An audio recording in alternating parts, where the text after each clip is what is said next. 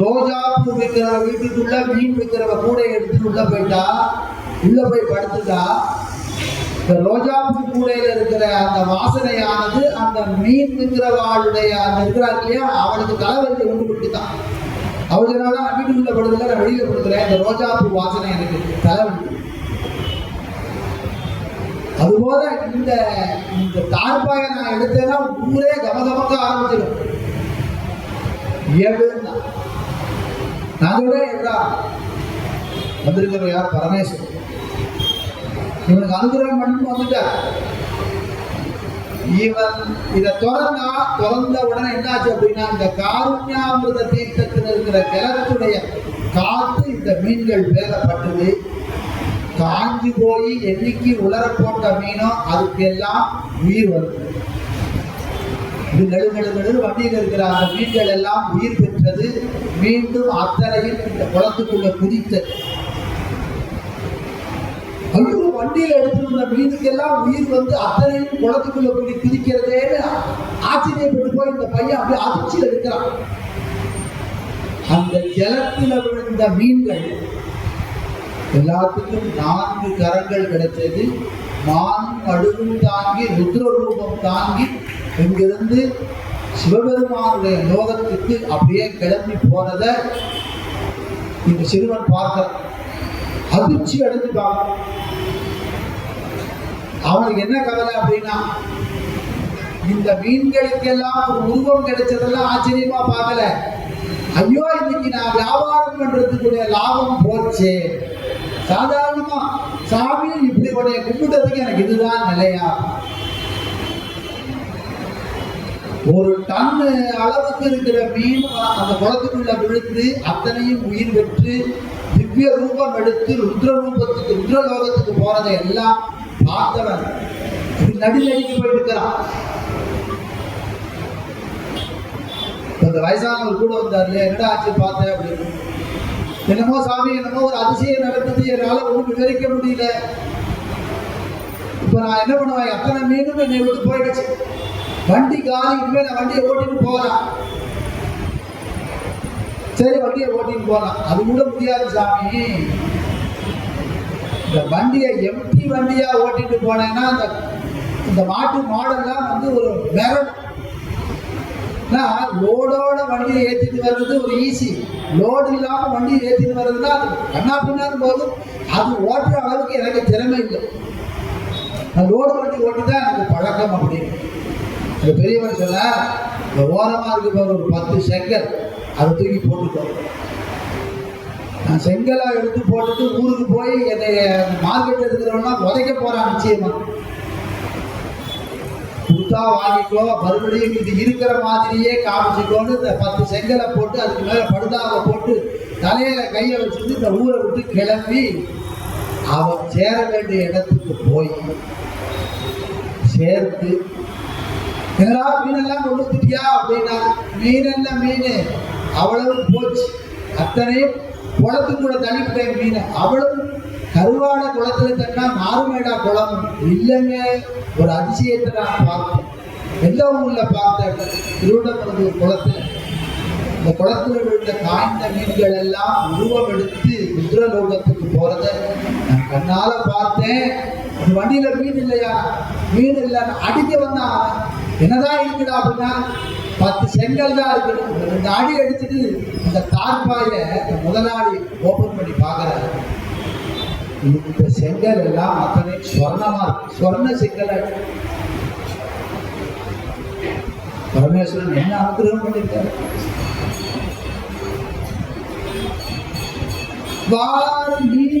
குணங்கள் உயிர் பெற்று ருத்ரர்கள் ஆகி, நான் ஏதோ கதையா சொல்லல, இதோ பாடல்.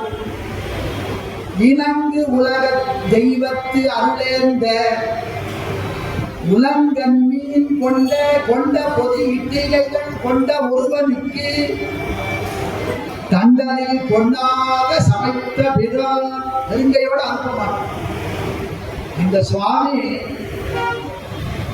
பெருங்கையோட யாரையும் அனுப்ப மாட்டான். இந்த எப்பேற்பட்ட இனியவர்கிற தேவாரத்தில் கனியினும் கட்டிப்பட்ட கரும்பினும் பனிமலர் குழல் பாவை நல்லாரிலும் கனியினும் கட்டிப்பட்ட கரும்பினும் பனிமலர் குழல் பாவை நல்லாரிலும் தனிமுடி கவித்தாளும் அரசினும் இனிய தன்னடைந்தார்க்கு இதை மருதனே இதை மருதனே இதை மருதனே.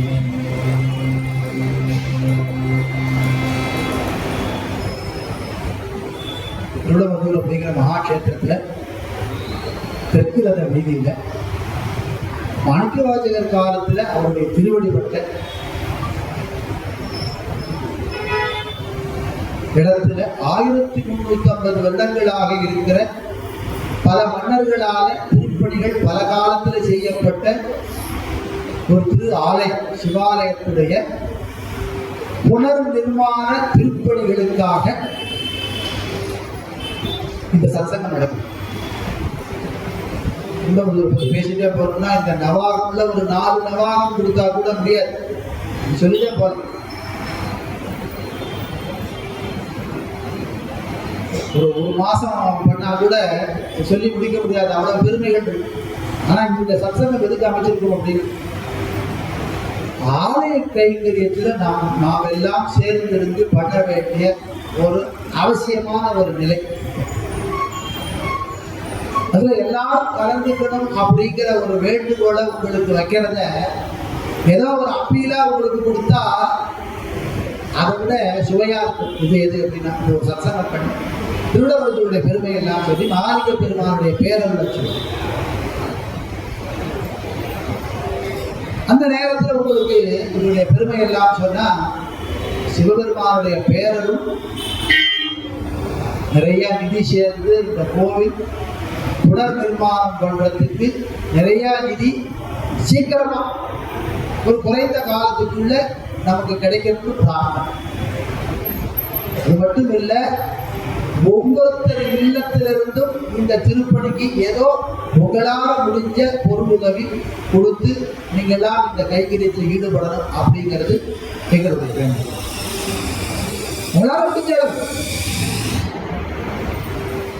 திருமூலர் சொல்ற நம்ம எல்லாம் உத்தமமான கதி அடைகிறதுக்கு என்ன வழி? நாடும் நகரம் நத்திருக்கோயிலும் ஏடிச்சிருந்து சிவபெருமான்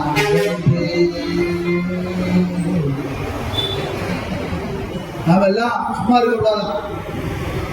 ஒவ்வொரு ஊரா போய் இந்த ஊர்ல என்னென்ன சுவாமி இருக்காரு தேடி தேடி போய் தரிசனம் பண்ணணும்.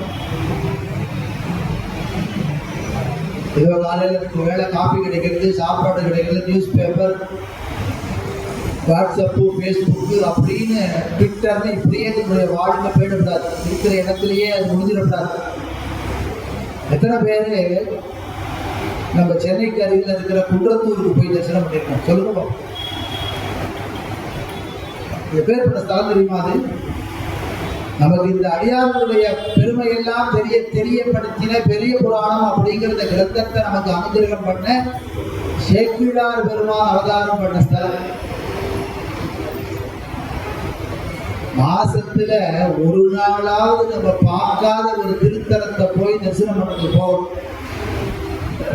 அந்த பாக்கியம் எங்களுக்கு நிறைய கிடைச்சிருந்தது. யார் மூலமா அப்படின்னா இந்த 2 பேர் இருந்திருக்கா தம்பதிகள். அது முடிஞ்ச உடனே வாசுதேவனான கிருஷ்ணன் தன் வாக்கால சிவசகஸ்ரநாமத்தை சொல்றார். சிவசகஸ்ரநாமம் அப்படிங்கிறது என்னது அப்படின்னா கிருஷ்ணனுடைய வாக்கால வந்த வச்சனாமிருதம். அதெல்லாம் கேட்கறதுக்கு நமக்கு பெரிய புண்ணியம். நீங்க போய் அந்த நீங்க இன்டர்நெட்ல போய் பார்த்தாலே உங்களுக்கு வரும். நான் பாராயணம் பண்ற போது அவளோட சேர்ந்து பாராயணம் பண்ண மொபைலே இருக்கு சிவசகஸ்ரநாமம். அப்படி இந்த பக்திக்குள்ள சிவபக்திக்குள்ள வந்தா எவ்வளவு பாக்கியம், எவ்வளவு ஸ்தலங்களை போய் தரிசனம் பண்றோம். ராமகிருஷ்ணபுரம் சொல்ற இந்த மணலை கொட்டி வச்சா குழந்தைகளுக்கு சந்தோஷம், எல்லாம் ஒரு வீடு கட்டி விளையாடும். இது நான் கடற்கரையிலையோ ஆத்தக்கரையிலையோ போனா ஒரு குழந்தை ஒரு வீடு மாதிரி கட்டும், அது என்னோடது. இன்னொரு குழந்தை ஒண்ணு கட்டு, அது என்னோடது. ஒரு குழந்தை போய் இன்னொரு குழந்தை கட்டின வீட்டை போய் காலால உதைக்கும், இதெல்லாம் விளையாட்டு. அதுபோல குழந்தைகளுக்கு ரொம்ப பிரீதி என்னன்னா மணல்ல வீடு கட்டி விளையாடுறது. இதே மணல் தான் பெரிய ஒரு மாளிகை கட்டுறதுக்கு பெரிய இன்ஜினியர் அதை யூஸ் பண்றாரு. கொத்தனாரை வச்சு கட்டுறாரு இல்லையா, ஒரே மணல் தான். அது சின்ன குழந்தைகளும் கட்டுறது, பெரிய இன்ஜினியரும் மணல் கொண்டு கட்டுறாரு. ராமகிருஷ்ணபுரம் சொன்னது அதே போல பகவான் எதனால அப்படின்னா மண்ணால கட்டுறான். அதுபோல பகவான் இருக்காரா, எப்படி இருக்காரா அப்படின்னா அடியார்கள்லாம் ஒவ்வொரு காலத்திலையும் தரிசனம் பண்ண பேருருவ நிர்மாணித்த ஆலயங்கள்லையும் இருக்கான். யோகிகள் தியானம் பண்றோம், அவர்களுடைய ஹிருதயத்துக்குள்ளே இருக்காங்க. எப்பேற்பட்ட உபமா! எப்படி மண்ணை கொண்டு சிறு குழந்தைகளும் வீடு கட்டுறது, பெரிய இன்ஜினியரும் வீடு கட்டுறாரு. அதுபோல எங்கும் வியாபித்திருக்கிற இறைவனுக்கு ஆலயம். நாடும் நகரும் நத்திரு கோயிலும் தேடிச்சிரு சிவபெருமான். நாடும் நகரமும் நத்திரு கோயிலும் தேடிச்சிரு சிவபெருமான்.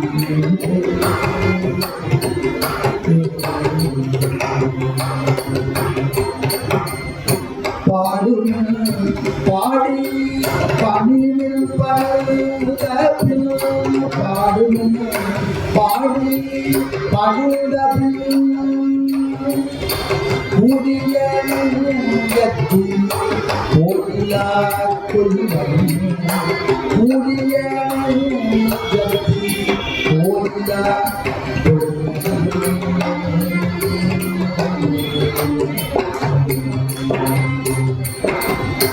அப்படி தேடி சென்று சிவசகஸ்ரநாம பாராயணமோ தேவா பதிகம் பாடுறதோ வேத பாராயணமோ பாடுவின் பாடி பணிவின் பணிந்தபின்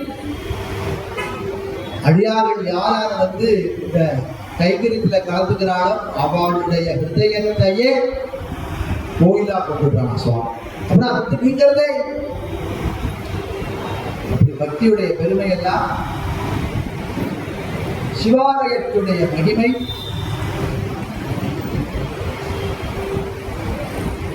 திருவிழம்பூர்ல இருக்கிற இந்த பஞ்சக்ரோஷ தலம் சொல்லப்பட்ட தலத்தில் இருக்கிற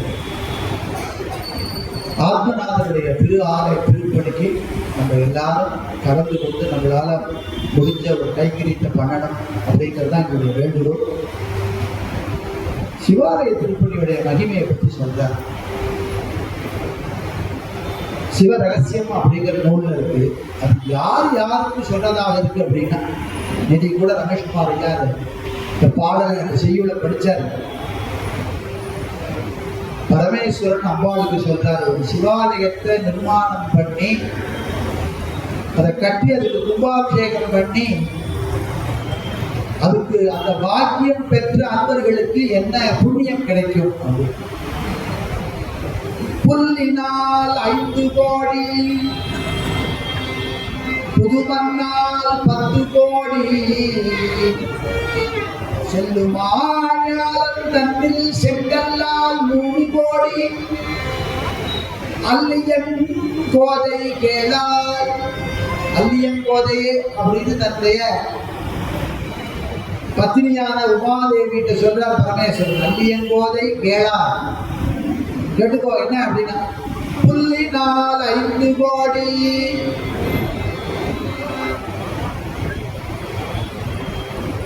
ஒரு வானம் பார்த்த ஒரு சிவலிங்க திருமேனி இருக்கு. அதை ஒருத்தர் பார்க்கிற இப்படி இருக்காரு, மழையும் வெயிலும் அவர் மேல பட்டுட்டே இருக்கேன். அப்படி ஒரு சிவலிங்கம் 2564 அடி உயரத்தில் இருக்கிற சிவலிங்கம் நம்ம தமிழ்நாட்டில் அருணாச்சலம் அப்படிங்கிற கஷேத்திரத்தில் இருக்கு. அவருக்கு மழையே அபிஷேகம், பனியே புரோஷம், சூரியனுடைய கதிர்களே அவருக்கு நீராகும். இந்த உயிர்கள் எல்லாம் உண்ணும் உணவே அவருக்கு நெய்வேத்தியம். இப்படி ஒரு சுவாமி இருக்கார். ஸ்மரணாத் அருணாச்சலம், நினைக்க முக்தி கொடுக்கிற ஸ்தலம். அந்த சுவாமி எப்படி இருக்கார் அப்படின்னா, வானம் பார்த்து இருக்கார். அவருக்கு யார்? கோவில் கட்டுறது. அந்த சுவாமி எல்லாருடைய இதயத்தையும் கோவிலா கொண்டு நிற்கிறார். அதனால ஸ்மரணாத் அருணாச்சலம். புள்ளினால் 5 கோடி வானம் பார்த்த ஒரு சிவலிங்கம் இருக்கு. அவருக்கு ஒரு கொட்டகை ஒன்று போட்டார். அப்படி போட்டவருக்கு 5 கோடி ஆண்டுகள் சிவலோகத்தில் இருக்கிறது பரமேஸ்வரர் அனுகிரகம் பண்றார். புது மண்ணால் 10 கோடி தேவர்கள் எல்லாம் திருவாரூர்ல என்ன பண்ணா அப்படின்னா, கரையான் ரூபத்துல இருந்தா, ஒளிஞ்சிட்டு இருந்தா. சுவாமி என்ன பண்ணார் அப்படின்னா, உங்களுக்கு எல்லாம் அனுகிரகம் பண்றதுக்கு நான் தாய் போல வரேன் அப்படின்னு சொல்லி வந்துட்டார். நாங்க உங்களை மறைஞ்சு நின்று பூஜை பண்ணணும்னா நீ கோவில் கட்டுனார். அவளால கரையான் உருவத்தில் இருக்கிறவங்களால என்ன கோவில் கட்ட முடியும்? புத்து கட்டினார் சுவாமி மேல். சுவாமி உருவத்து அதுக்குள்ள கோவிலா பல கல்பங்கள் இருந்தார்னு சொல்றாரு. அதனால அவருக்கு பேர் புற்றிடம் கொண்ட ஈசன் வால்மீகி நாதன் பேர்.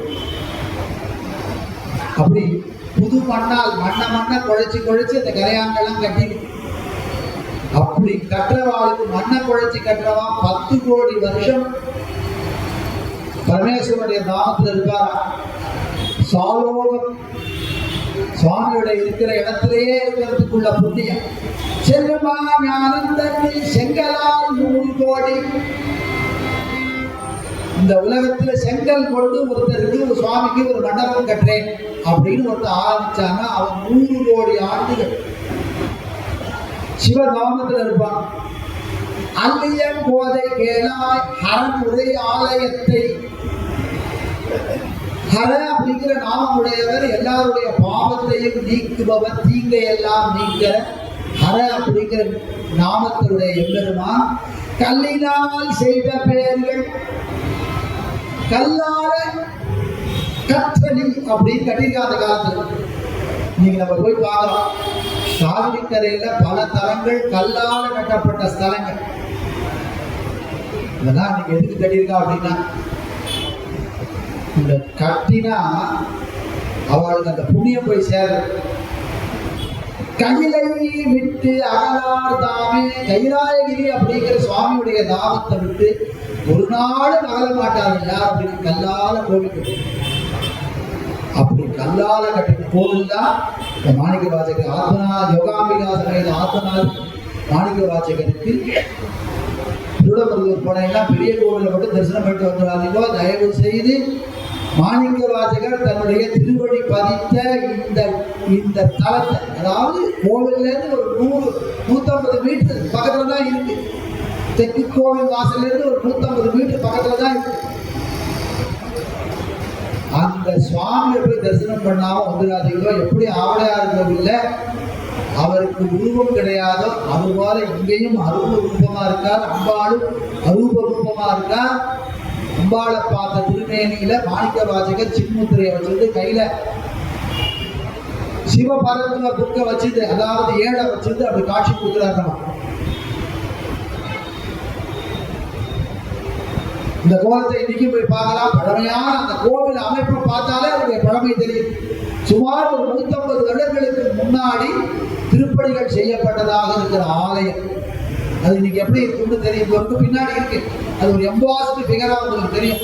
நந்திய பெருமான் எல்லாரும் இருக்காங்க. அது ஒரு டிசைன் போட்டதுனால கொஞ்சம் அப்படி மறைஞ்சிருக்கு, அப்படி காமிச்சிருக்கு.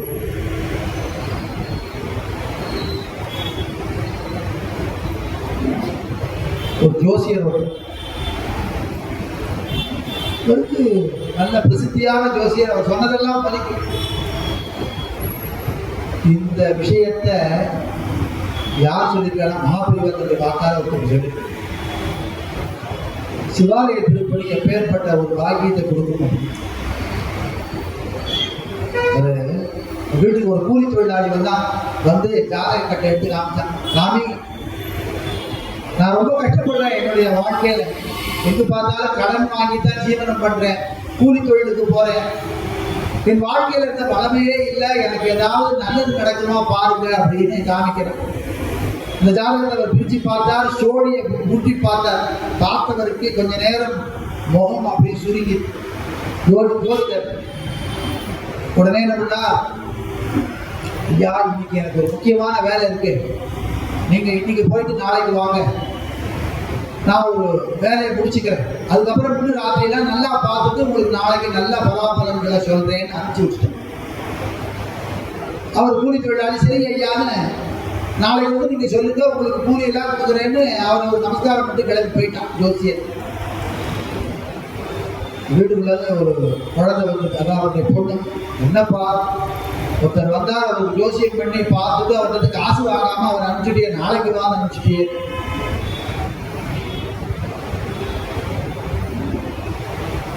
ஜோதிடர் சொல்ற,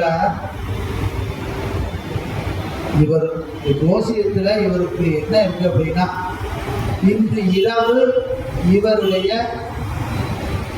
உயிர் பிரியும் அப்படிங்கிற மாதிரி இருக்கு. இதுக்கு ஏதாவது பிராயச்சித்தம் உண்டு, இவரை காப்பாற்றலாம்னா அது கூட அவகாசம் இல்லை. அதை நான் அவருக்கு சொல்ல முடியாது. இன்று இரவு இவர் தலையில இடி விழுந்து இவர் செத்து போயிடுவார்னு இருக்குங்கிறார். இவர் சில மணி நேரம் தான் இருக்கு, இவருடைய இறுதி காலத்தில் இவருக்கு என்ன பண்ண முடியும்? இவரை அனுப்பிச்சுட்டேனா இவர் என்ன பண்றாரு அப்படின்னா, சரி நான் ஊருக்கு போகணும், கூலி தொழிலாளி இல்லையா, அவர் கிராமத்துக்கு போகணும், இங்கேருந்து கிளம்பினா இந்த மாதிரி ஒரு மழை காலம் இப்படி போயிட்டே இருந்தாரு. இடி மின்னல் வந்தது, இடி இடிச்சது, எங்கடா ஒதுங்கலான்னு பார்த்தார் மழைக்கு. ஒரு பாண்டஞ்ச மண்டபம், அதுக்குள்ள போனார். அங்கே ஏகாந்தமா சிவபெருமான் சிவலிங்கத்தின் மேலையில இருக்கார், ஒரு விளக்கேற்றி வச்சிருக்காங்க. யாரோ ஒரு விளக்கேற்றிட்டு போயிருக்கு. இந்த கூலி தொழிலாளி மழைக்கு ஒழுங்கினா ஒதுங்கினார், இடி இடிச்சுட்டு மழை பெஞ்சுது. சுவாமியை பார்த்தார், ஏகாந்தமா இருக்கு, எதுவும் வேண்டாதவர், என்ன வேண்டுதலும் இல்லாதவர். நம்ம வேணா எத்தனை லிட்டர் பால் வேணாலும் பூஜை பண்ணலாம். அவர் கேட்டார், அவர் இதையுமே கேட்கலையே. புஷ்பதந்தர் அப்படிங்கிற ஒருத்தர் சிவ மகிம ஸ்தோத்திரத்தில் சொல்ற, இந்த சுவாமி என்ன சொத்தா வச்சிருக்காரு தெரியுமா? ஒரு கிழட்டு மாடு, அதான் அவருக்கு வாகனம்.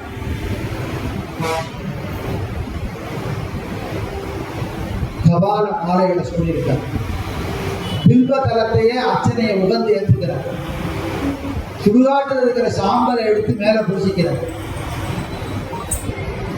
உலகத்துல யாராலும் கண்டு பயப்படுற பாம்புகளை எல்லாம் தம் மேல ஆவணங்களால சாத்திட்டு,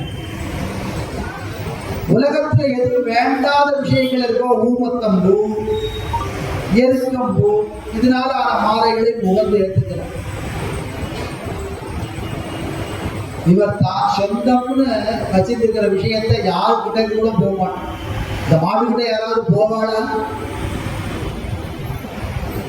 அதுவும் அவரை பார்த்துட்டு எத்தனை யுக யுகமாக எந்த வேண்டுதலும் வேண்டாமல் உட்கார்ந்து. அதுல வேண்டுதல் என்ன அப்படின்னா, எதுவுமே வேண்டிக்கல. இப்ப நம்ம போனோம்னா சுவாமிகிட்ட ஒரு பெரிய லிஸ்டையே வைக்கிறோம். நம்ம பார்த்த சமஸ்த துர்கக்ஷேத்ரா ஸ்ரீ பரமேஸ்வர பிரீத்தியம் அப்படின்னு நம்ம போடுற லிஸ்ட் இருக்கு இல்லையா, அது நிறைய. இந்த நந்தியம் பெருமான் உட்கார்ந்துட்டு இருக்காரு, அவர் என்ன வேண்டுறார்? ஒண்ணுமே வேண்டல. இந்த மாதிரி சிவலிங்கங்கள்லாம் இந்த மரத்தடியில காட்டுக்குள்ள இருக்கிறதெல்லாம் பார்த்தோம்னா எனக்கு ரொம்ப ஆனந்தமா இருக்கும். ஒரு ஆர்ப்பாட்டம் இல்லை, ஒன்றும் இல்லை. யாரோ ஒருத்தர் பறிச்சு கொடுத்து போட்டிருப்பா, ஒரு 2 புஷ்பங்கள் மேல நந்தியாவட்ட புஷ்பம் தான் இருக்கு கிராமத்தில். இந்த மாதிரி மல்லிகை புஷ்பங்கள்லாம் இருக்க. ஒரு யாரோ ஒரு வஸ்திரம் ஒன்று சாத்திருப்பா, அது என்னைக்கு அப்படியே காய்ச்சா இருந்தாலும் அவர் அழகா. பிரியாண சம்பந்தர் சொல்ற, அவர் அழகிய எந்த கோலத்துல இருந்தாலும் அவர் அழகு. சுவாமி இருக்காரே, ஒரு விளக்கு மட்டும் எடுத்துட்டு இருக்காரு.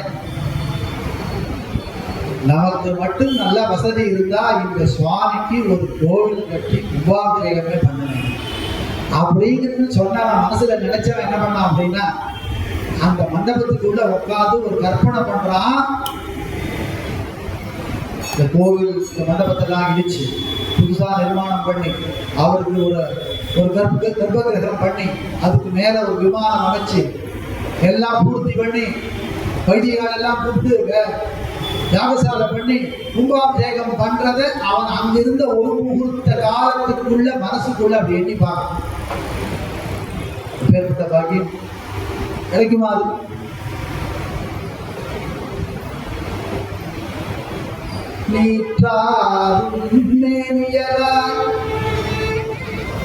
நினைவார்த்தம் உள்ளத்துள்ளே நிறைந்து தோன்றும் காற்றானை மதியானை கதிரானை மதியானை கருப்பதியலூற்றானை ஊற்றுதைத்து கோல்வளையால் அவளோடு ஊற்றுதைத்து கோல்வளையால் அவளோடும் கொகுதி கோயில் ஏற்றானை மனத்தினால் நினைந்த போது அவர் நமக்கு இனியவாரே, அவர் நமக்கு இனியவாரே. மனத்தினால் நினைந்த போது அவர் நமக்கு இனியவர். நினைவார்த்தம் உள்ளத்தே நிறைந்து தோன்றும் காற்றானை தீயானை கதிரானை மதியானை கருப்பதியூற்றானையே ஊற்றுதைத்து கோல்களையால் அவரோடு கோழி ஏற்றானை மனத்தினால் நினைந்த போது அவர் நமக்கு இனியவாரே. மனசால நினைச்சா நினைக்கிற வாழ்க்கை க்ஷேமத்தை கொடுக்கிற எம்பெருமான். இப்படி நினைச்சுட்டே பார்த்தா வேலை பார்த்தா ஒரு பெரிய சர்வம் இந்த உத்தரத்துல இருக்கு. இவனை கடிக்க வர்றது அப்படி கடிக்க வருது. ஆகா நமக்கு ஏதோ உயிருக்கு ஆபத்து வருதுன்னு வெளியில மழை பெஞ்சாலும் வெடி இடிச்சா பரவாயில்ல. இந்த மண்டபத்தை விட்டு வெளியில வந்தான், ஒரு இடி விழுந்தது மண்டபத்துல. மண்டபம் கீழே சரிஞ்சுது. இவன் பழைச்சானேன்னு அடிச்சு ஓடி நான் ஊருக்கு போய் சேர்ந்து வீட்டுல போய் கொண்டாடிட்ட போய் சொல்லலாம், ஐயோ நீங்க பழைச்சதே பெரிய பழப்பு, இந்த சாமி தான் என்னை காப்பாத்தினார். அதே போல சாமி தான் என் உயிரையும் என்னையும் சரியான தருணத்துல இந்த மண்டபத்திலிருந்து விரட்டி விட்டு காப்பாத்து. நான் ஓடி வந்துட்டேன். அப்படியா, உங்களுக்கு நல்ல நேரம் ஜோசியரை பார்த்து இன்னும் நாளைக்கு தெளிவா கேட்டு வாங்க போங்கன்னு மறுநாள் ஆரம்பிச்சா மறுநாள் ஜோசியர் வீட்டு வாசல்ல வந்து காலிங் பெல் அடிக்கிறான். வியாபாரம்னு பார்த்தா இவனுக்கு இறுதி காலம் நேற்றுக்கு ஆயுதத்துன்னு சொல்லாம இன்னொன்று இருக்கிறான். எப்படா வந்த அப்படின்னு நடந்தா வந்தேன். இல்லையே நீ வந்திருக்கிறதுக்கு வாய்ப்பே இல்லையே, நீ உயிரோட இருக்கிறதுக்கே வாய்ப்பு இல்லையே, நேற்று ராத்திரி உன் கதை முடிஞ்சிருக்கணுமே. என்ன சாமி சொல்றீங்க? ஒண்ணு நடந்தது ஒரு விஷயம், நான் சொல்றதை கேளுங்க. கோவிலுக்குள்ள போனேன், மழைக்காக ஒதுக்கினேன், இடி மின்னலா கேட்கறது மழைக்காக ஒதுக்கினேன். அங்கு ஒரு நாகமனையை தீண்ட வந்தது. நான் பயந்து வெளியில ஓடின போது மண்டபம் வெடிச்சு விழுந்தது. நானும் தப்பிச்சுட்டேன்.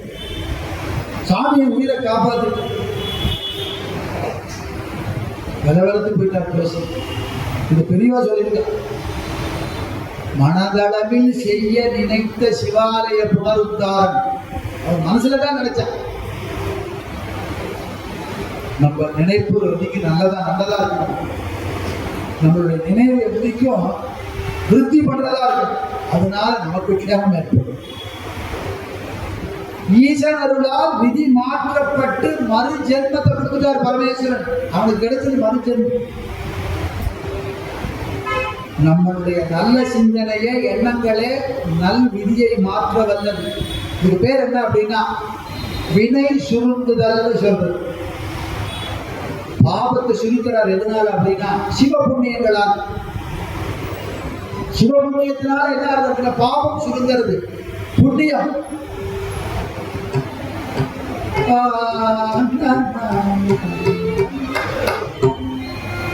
தொண்டனை செய் தொழில் துயரறுத்து உய்யலாம் மண்டனை கொன்றையான் மது மலர் சடைமுடி கண்துணை நெற்றியான் கழுமல வளநகரில் பெண்துணையாக பெருந்தகை இருந்ததே. பெண் துணையாக பெருந்தகை இருந்தது. சிவத்தொண்டு செய்து துயர் அறுத்து உயலாம். சிவத்தொண்டு பண்ணா போதும், துயரமே இருக்காது. துயரற்ற வாழ்வுக்கு சிவபெருமானுடைய திருவடி தொண்டு. நம்ம சென்னைக்கு பக்கத்தில் அற்புதமான ஒரு கேத்திரம் திருநின்றவூர் அப்படிங்கிற பேர்ல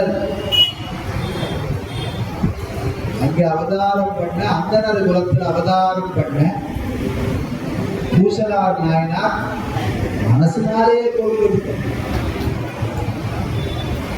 இப்ப கோவில் பிளான் போட்டு எல்லாம் பண்ணுவோம் இல்லையா? அவர் என்ன பண்ணார் அப்படின்னா, சுவாமி சொல்லிட்டாரு மனசுல கோவில் கட்டு, நீ மனசுல கோவில் கட்டி என்னை ஸ்தாபிச்சுட்டேன்னா நான் உங்களுடைய மனசுலயே கோவிலேயே நான் குடி வந்துடுறேன்.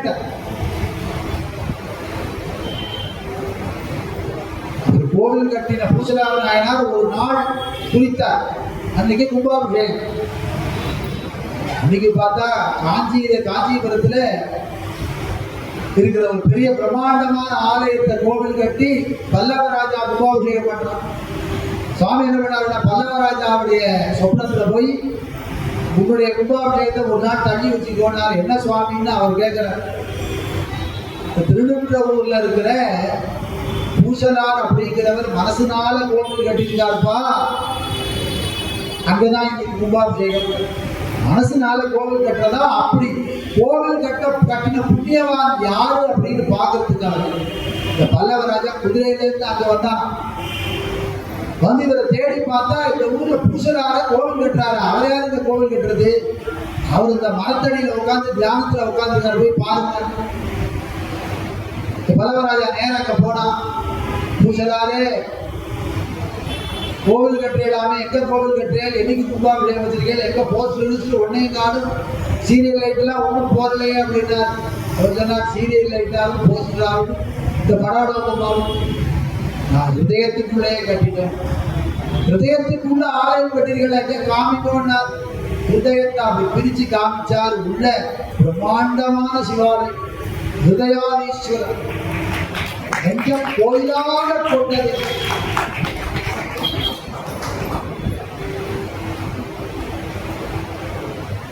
நம்ம நினைச்சிட்டு இருக்கோம், இதெல்லாம் படிச்சுட்டு நம்ம தான் ரொம்ப அறிவுல சிறந்தவா அப்படின்னு. ஆறறிவு உள்ள விளக்குகளும் அதை விட சிறியதாக இருக்கிற பூச்சி கூட கோவில் கட்டியிருக்கு பரமேஸ்வரன். சிலந்தியும் மாணிக்காவில், சிலந்தியும் மாணிக்காவில் திருநிழல் பந்தல் செய்து, சிலந்தியும் மாணிக்காவில் திருநிழல் பந்தல் செய்து, உலர்ந்தவன் இழந்த போது ஒச்செங்க நானும் பாக்கி, சிலந்தியும் மாணிக்காவில் திருநிழல் பந்தல் செய்து, உலர்ந்தவன் இழந்த போது ஒச்செங்க நானும் பாக்கி, கலந்த நீர் காவிரி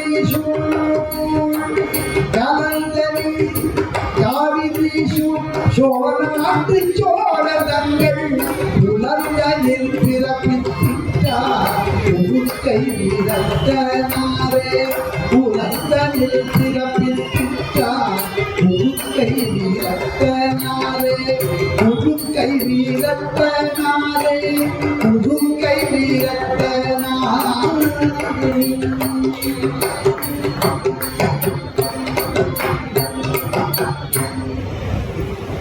சிலந்தியும் மாணிக்காவில், திருவாணிக்கா அப்படிங்கிற